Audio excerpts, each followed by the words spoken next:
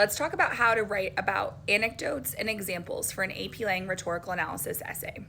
An anecdote is a short story. It's often a personal story. Sometimes it is a witty story, so it's like funny, but it doesn't have to be funny.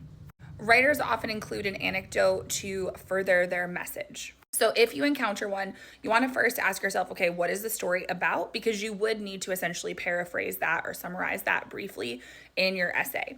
Then you want to ask yourself, okay, why did they include this story?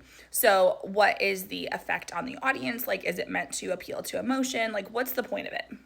But again, you want to connect to message, argument, or purpose. So how does this anecdote fit in the overall passage?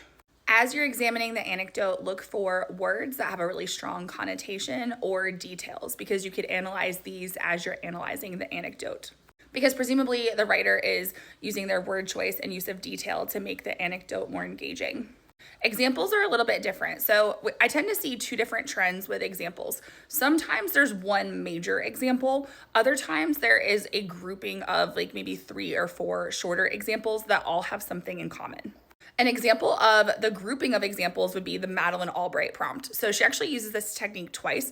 At the beginning of the speech, she gives these global examples of times when essentially the US could have stagnated, but instead they moved forward. And then later on, she gives 4 different global examples of women who are facing adversity. So if you notice that there's multiple examples, ask yourself, what do these examples have in common? And then how do they help the author further their argument or their message? So essentially you're asking yourself, why did they bother to include these examples? What is the audience supposed to think about or realize from these examples? How are they using these examples to prove their point? You could also ask yourself, okay, why did they choose these specific examples? If you found this helpful, please give the video a like and also be sure to follow along, because I'm going to be giving more AP Lang tips as the 2025 exam approaches and I don't want you to miss out.